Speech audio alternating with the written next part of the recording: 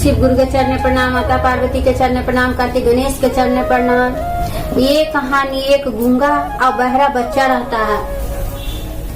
गूंगा बहरा बच्चा रहता है। देखिए गूंगा और बच्चा बहरा को किस तरह लोग सताते हैं और सताने के कारण महादेव नाग का रूप धारण करके आते हैं। इस चैनल को सब्सक्राइब भी कीजिएगा और कथा को पूरा सुनिएगा। कथा को पूरा सुनने से ही महादेव खुश होते हैं। तो एक बच्चा रहता है 12-13 साल का बेचारा लड़का, और वो बेचारा ना कान से सुन पाता है और ना मुंह से बोल पाता है। कहीं चर्चा होते देखता था सबको बैठ ले, तो उसको समझ में नहीं आता था कि यहाँ क्या हो रहा है। खाली फोटो देखता था कि भगवान का फोटो लगा हुआ है महादेव का। जो जहाँ भी चर्चा होता था वहाँ जाता, जाके बैठ जाता, गो गो गो करके अपना भाषा में वो बोलने लगता, पूरा गाना के तरह गाने लगता। तब सब गुरु बहना सब खिसिया जाती कि गूंगा बहरा आ जाता है और यहाँ पर आए करते रहता है जे कि काहे लगी आ जाता है, भगा इसको। जे सबको उसको बेचारा को भगा देता, जे रोते रहता बेचारा। स्कूल में उसको पढ़ने का मन करता कि सारा बच्चा जा रहा है स्कूल में पढ़े कि हम भी जाते। जब स्कूल में बेचारा जाए पढ़ने तो स्कूल में बच्चा लोग उसको बड़ी चिरकावे और सब उसको मजाक उड़ावे। अब मास्टर बेचारा भी पढ़ावे तो बेचारा को समझ में आवे नहीं करे, बाहर है तो इसको तो सुनाइए नहीं है। मास्टर से भी मार खाए बेचारा, ऐसी मार खाए बेचारा मास्टर से। तो एक दिन के बाद था कि घर के बगल में ही चर्चा हो रहा था। तो ये सोचा ना कि सब लोग जा रहा है कि हम भी जा रहे हैं। तो वहाँ गया, क्या कि बोली तो निकलता नहीं था बेचारा के, सुनाई तो आता नहीं था। सब लोग इसको भगा रहा है, ये अपना तो ये जबरदस्ती जा रहा है।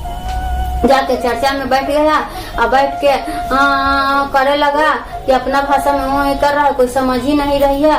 कहा कि गुरु बहना लोग एकदम खिसिया गए और बोले कि काहे चर्चा में तुम चल आता है, कि तुम जाओ यहाँ से, चर्चा में समझ में आवे नहीं करता है, सुनाई आवे नहीं करता है और चर्चा में आ जाता है। कहता है कि महादेव थी चर्चा करेंगे कि सुनेगा तब ना समझेगा कि गुरु का चर्चा कैसा होता है।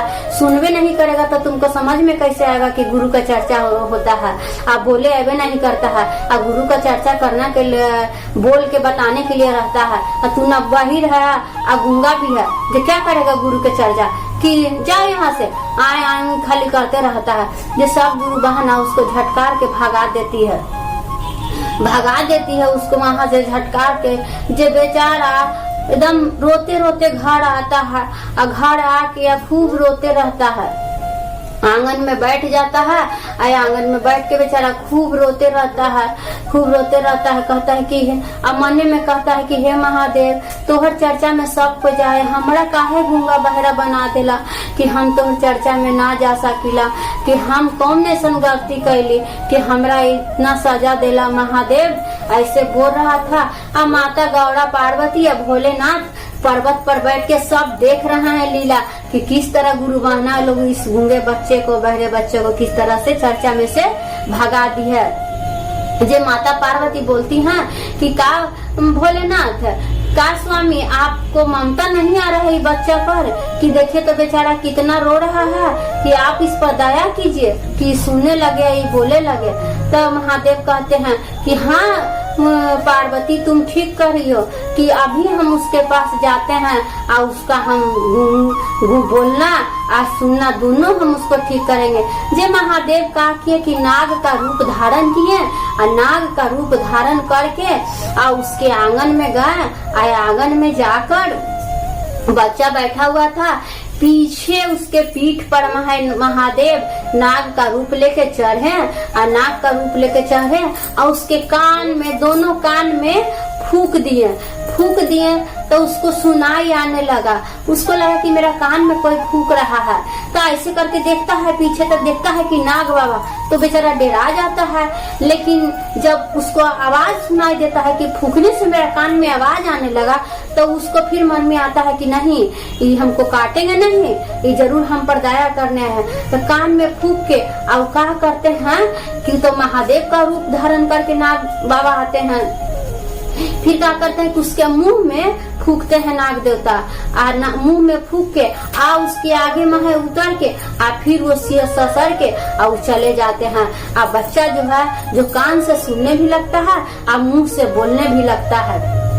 जब बोलने लगता है तो बहुत खुश होता है कि अरे बाप रे बाप, नाग देवता है, हमको बोली निकलने लगा, हमारा सुनाई देने लगा, जो बड़ी खुश होता है। और चर्चा सब लोग कहीं रही थी, चर्चा में से भगाती थी। ये कहा कि न बेचारा कि एकदम खुशी के मारे कहा कि इतना खुश हो गया कि वहां से उठा और दौड़ते दौड़ते चर्चा में चल गया।